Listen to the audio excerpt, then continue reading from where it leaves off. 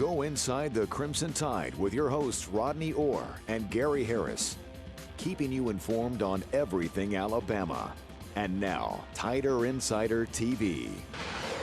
Good evening, everybody, and welcome in to Tider Insider Television. I'm Gary Harris, WVUA 23 Sports Director. I'm across the studio from TiderInsider.com's Rodney Orr as we continue to work at a safe social distance during this COVID-19 pandemic. Well, last week we previewed the Iron Bowl. This week we recap it. And the good news is Alabama reclaimed the in-state crown this past Saturday, sending Auburn back to the Plains without a second consecutive Iron Bowl victory. Mac Jones did his thing again. He tied the record for passing touchdowns in the Iron Bowl with 5. Tua did it back just 2 years ago in 2018. He was 18 of 26. For 302 yards and those 5 touchdowns. I mean, no interceptions. I mean, the guy is just playing incredible. We had some other milestones. Jaleel Billingsley caught his first career touchdown reception. 24-yarder that put Alabama up by 14. He's going to catch many more. 2 touchdowns each for Devontae Smith and John Mechie. And Smitty had 171 yards and 2 touchdowns on 7 receptions. Mac Jones, by the way, the co-offensive SEC Player of the Week. Interceptions on defense by Brian Branch and Malachi Moore, 2 of those young DBs. I would say that this was one of the best tackling games of the season for Alabama. They really dominated the game. Outside of their first offensive possession when they started on the Auburn 34 and wound up having a punt, and then late in the game when they were about to go up 49-6, first and goal at the 6, and Brian Robinson fumbled, and give Auburn credit, they went 94 yards for their only touchdown of the game late in the fourth quarter. But the players, even without head coach Nick Saban on the sidelines, felt like they didn't miss a beat. Sark did a really good job. I mean, it's not easy to go in there. You're calling plays, you're managing a rivalry game, and I think he obviously did a great job too. And kudos to him. And we really fired up before the game, and I thought our energy was good, so everything seemed decently normal.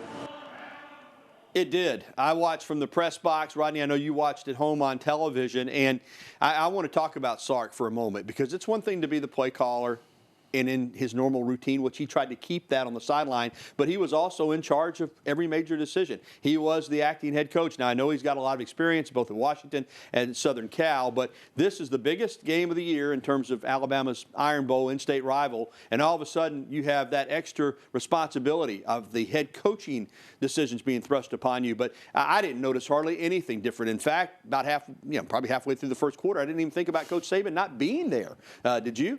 Well, no, I think, again, we talked about the preparation. You knew that, first of all, going back to the Georgia game in October, they had that dry run, if you want to call it that, when, Coach Saban was initially tested positive, and then, of course, he did coach at the game. But I think, listen, they were prepared for what happened heading into the week last week, and I think, Steve Sarkisian was – again, he's experienced. He's handled a sideline before. But there was a lot of preparation that led into that last weekend. So certainly he handled everything really well. I thought the players responded extremely well. I mean, obviously, Alabama played one of their best games of the year, and just an outstanding performance. Offensively, didn't miss a beat. Jaleel Billingsley, though, with Miller Forrestall coming off an injury and Slade Bolton clearly not at 100%, this is a young man that is kind of the modern-day tight end. You can put him at tight end. You can put him in the slot. You can split him out wide. You can get some mismatches with him. He caught it was a great throw by Mac, but that was a nice catch that he reached down to get for that touchdown. He's now making it happen on the field. But what about his potential specifically for next season? This kid's a really talented player. Well, we've talked about Jaleel Billingsley since he signed with Alabama before, even when he committed. I thought he was going to be a great player. He certainly has a lot of tools, Gary. You mentioned, he's got the tremendous size in terms of he's not really a tight end, and he's not a receiver. He's kind of a tweener type guy, but has that tremendous athletic ability. I think when you look at Jaleel Billingsley, we knew when Jalen Waddle went down that Steve Sarkisian was going to be looking for some other playmakers. And, Jaleel Billingsley's really stepped in that role nicely. He gives Alabama a guy kind of like an Irv Smith, even probably more athletic. So he's been a really valuable weapon. And you mentioned Mac Jones, Gary. As I watch him, don't forget last year's game against Auburn, he had 4 touchdown passes and had 1 called back. He could have had back-to-back 5 5 TD games against Auburn. You know, Mac has really played well in some of the bigger games, I think, Gary. And, you know, when you look at him, I know you don't like to make comparisons, but, man, when I keep looking at him, I keep seeing a little bit of Joe Montana in him. I mean, he's just so smooth in the pocket, the way he stepped up and delivered that ball to Jaleel Billingsley to avoid the rush. You know, Mac's really, really performing well. And defensively, you go back to the second half of the Georgia game where they didn't give up any points, and then they only gave up 17 to Tennessee. Then they shut out Mississippi State. Then they held Kentucky to 3. But I think there was some thought process that Auburn with Bo Nix and you see Schwartz there, obviously Seth Williams, Tank Bigsby. They've got some playmakers.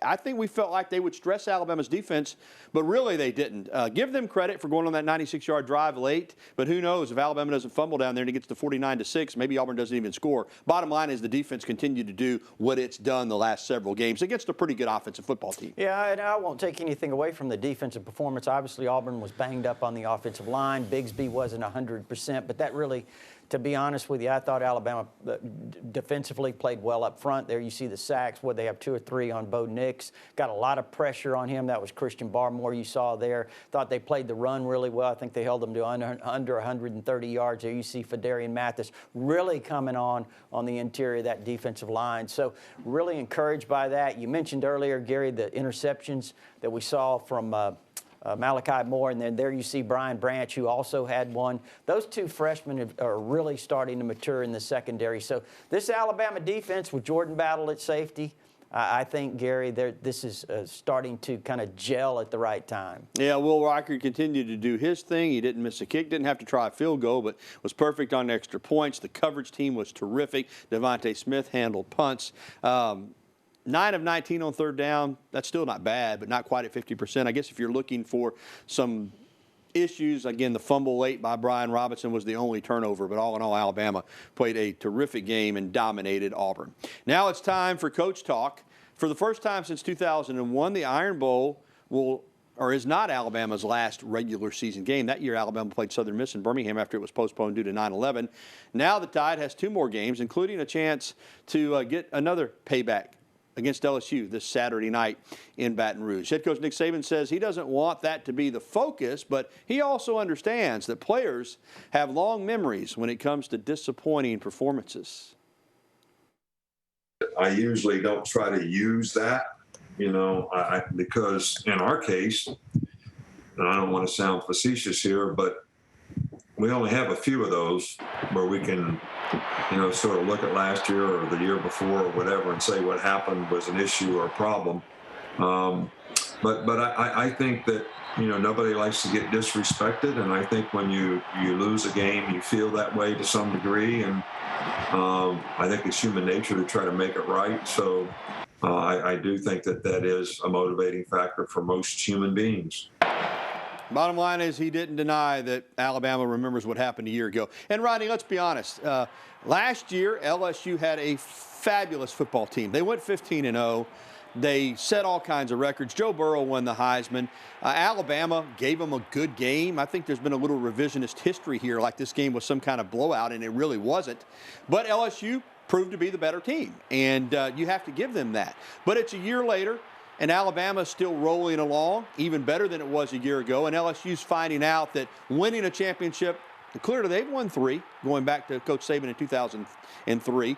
But winning a championship is one thing. Being able to come back the next year and the year after that can be tough. They have lost a lot from that team, Rodney, but bottom line is this. Alabama's a 28-point favorite, and barring something completely unforeseen, I think you and I both are expecting, and we'll have our predictions later, but the Tide to go in there and roll on Saturday night. I mean, these two teams, not like last year when they were both undefeated, they were both battling for an SEC national championship. Clearly this year, Alabama's better. Well, yeah, no question. I think you look at LSU, obviously they lost a ton of players from last year. They lost a lot of their coaches.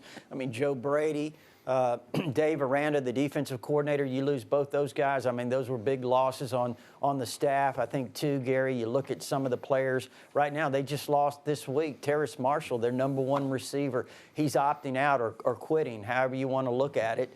You know, it's a big loss for them. And I think when you start saying what's the mindset of this team at LSU, I think that kind of sums it up right now. They've had a lot of internal issues. Their quarterback, Miles Brennan's out. They've had to play 2 true freshmen, TJ Finley and, Max Johnson. So they've been unsettled there.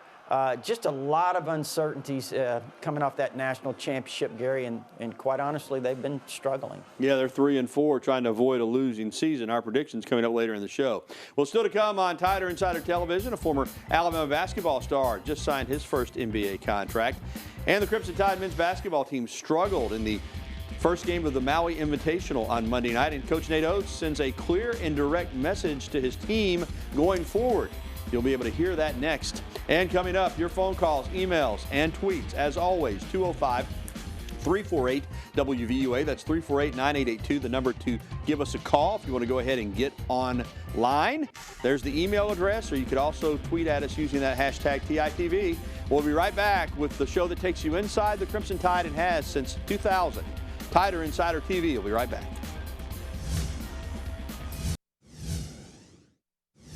I didn't think we had great practices after Jacksonville State. I don't know if we were happy with the win against Jacksonville State and thought stuff was just going to happen, but wasn't where it needed to be. But shoot, we don't have any practices before the next game. They're just going to have to decide how bad they want to start winning games or not in the next 22 hours here.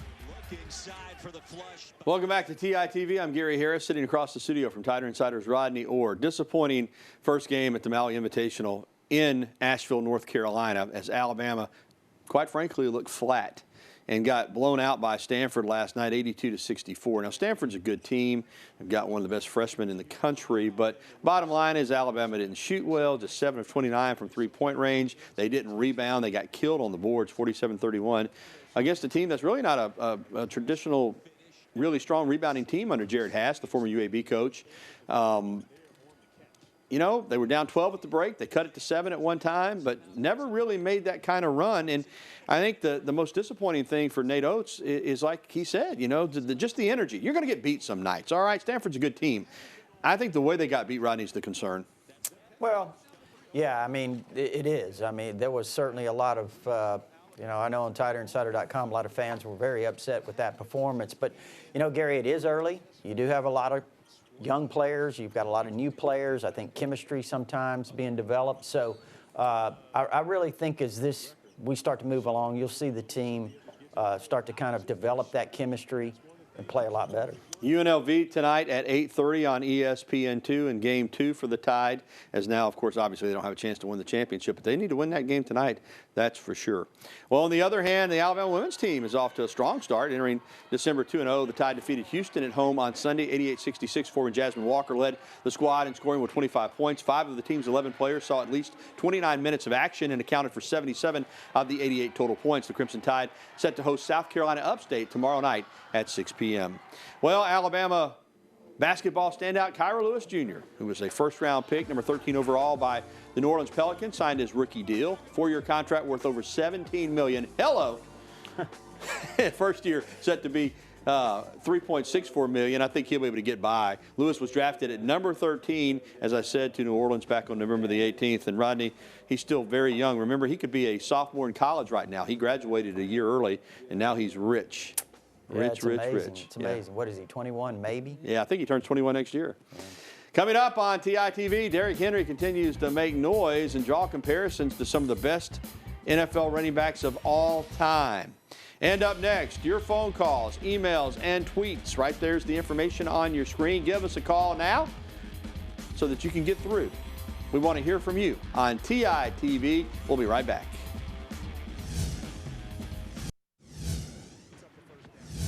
Derrick Henry, the King, has joined the likes of Jim Brown, LaDainian Tomlinson, and Adrian Peterson. That's NFL royalty. As the 4th player in NFL history with 3 games of over 175 yards and 3 rushing touchdowns in his first 5 seasons. Henry had 140 of his 178 and all 3 touchdowns in the first half against the Colts. This season, he leads the NFL in rushing with 1,257 yards and 12 touchdowns through just 11 games. That guy is a beast indeed. Was a beast in high school, was a beast in college, is a beast in the NFL. Rodney, you'll remember he was questioned at every level. Coming out of high school, they said he couldn't do it at college, too big to be a running back. Coming out of the college ranks as the Heisman Trophy winner, said, nah, it won't work in the NFL. He was a 2nd-round pick. I think everybody's learned their lesson, finally, for sure. All right, let's go to the phone lines. And first up is our good friend Rick over in Bluff Park. Hey, Rick. Hey, fellas, how y'all doing this evening? Doing well. Good deal. Derek, he's got those old long legs. That was my reservations about him being a pro running back and everything, but he stood the test. He's in elite company. And LSU crying about losing players and everything. How long has Nick been losing players? Since his maybe second or third year, and that was 12 years ago. It's a regular occurrence. Welcome to the bigs, Tigers. That's right. And also, I got a question I want to ask you. Mack will come back, and what kind of headhunter attitude does Mr. Nellens have back there at strong safety? All right, let's start with Mac Jones. Rodney, I don't know the answer to that question at this point. I will say this. He is a Heisman Trophy and All-American candidate. He has had an unbelievable season. At just face value, I can't imagine that there's anything that he could do next year to improve his status. I think he is going to be a first-round draft pick if he comes out. Don't think he'll be the first quarterback taken, maybe not even the second or third quarterback taken, but I do think he's a first-round caliber player. So you would assume the fact that he's in his fourth year that he would look to the NFL. I think he's got 1 degree, maybe close to a graduate degree, or already have that. But then again, that's a decision he and his family have to make, and I don't know the answer for 100% certainty. Yeah, I think we just have to allow it to play out, Rick. I would think, though, if you're asking me to make a guess, I would expect probably that right now he would be leaning in that direction if he's given any thought to it, or if he had to give thought to it. He's projected as a first-round pick. I think Mel Kiper has him in the top half of the first round or somewhere in that vicinity. So it'd be very difficult not to take that opportunity if that's what you feel where you stand. So my guess is probably. But we'll see. As far as I think he asked about DeMarco Hellams, yeah, he's really an outstanding sophomore, was highly recruited out of the state of Maryland, tremendous prospect, no question about that. A very physical player. I remember talking to his high school coach, who now I think is on the Maryland staff with Mike Loxley, Gary, and I remember him telling me he's a throwback player. What he meant by that, he's a guy that's very physical, loves to really lay the wood. So DeMarco's really coming around in that secondary and the dime package at the safety spot. All right, let's get to an email, and this is in regards to somebody coming back. Wayne in Pell City wants to know if there's a chance Jalen Waddle will come back next season. Well, Wayne, I think, first of all, some people are hoping that he comes back this season, that maybe he can come back in the playoff. As far as next season, again, my gut instinct, Rodney, is to say that he will go on to the NFL. He is a premier talent. Again, I don't know. I mean, we have to see. I thought, Smith might go last year. Harris might go. They both came back. But I think right now the focus is, can he come back this season and help out in the playoff, right? Yeah. Well, hopefully he can, and, we'll see how that unfolds. And I think there is some optimism that maybe in January Jalen Waddle will be ready to make a return. We'll see. Again, nothing for sure. But as far as his future, I'd really kind of be surprised if he decided to come back next year. I would think right now Jalen Waddle's still projected as a first-round pick. So, again, we'll see what happens. All right, still to come on Tider Insider Television. The Senior Bowl will be here before we know it. And another Alabama offensive lineman is going to be playing in that game. And more, your phone calls, emails, and tweets. And right now, phone lines are open at 205-348-9882. So go ahead and give us a call if you want to get through. We'll be right back with the show that takes you inside the Crimson Tide, the award-winning Tider Insider TV.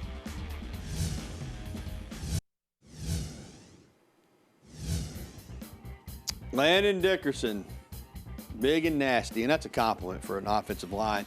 Center for Alabama, has also played guard, 6'6", 325 pounds. He started the past season at center.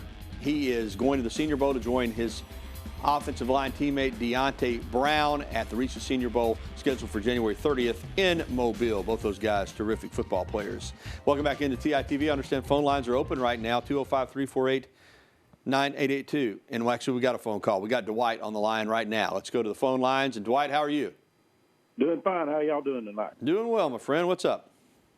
I had a question about Shane Lee. I just noticed I hadn't seen him playing. Is he hurt, or what's the deal with him? It's a good question, Dwight. Shane Lee is a guy who started a lot last year at inside linebacker, as we know, as a true freshman. And then this year, with Moses coming back, We have not seen much of him. I think he's worked some at inside linebacker. I think he's also worked some on the defensive line, from what I've been told. But he's still there and has the ability to play some football as we saw last year, Rodney. I think he's a guy that next year could be right back in the mix for playing time. Could be. He did a good job as a true freshman. Having to take on those responsibilities, a play caller, very, very difficult, extremely smart player, no question about that. He has played some, Dwight, as Gary said, not a lot, but he has played some. We saw some of the second-team inside linebackers this past week, Jalen Moody, Josh McMillan. So those guys right now, along with Moses and Harris inside. All right, thanks for the phone calls and emails tonight. We got to get to the break. When we come back, our predictions for Alabama and LSU on a chilly night in Titletown. We'll be right back after this.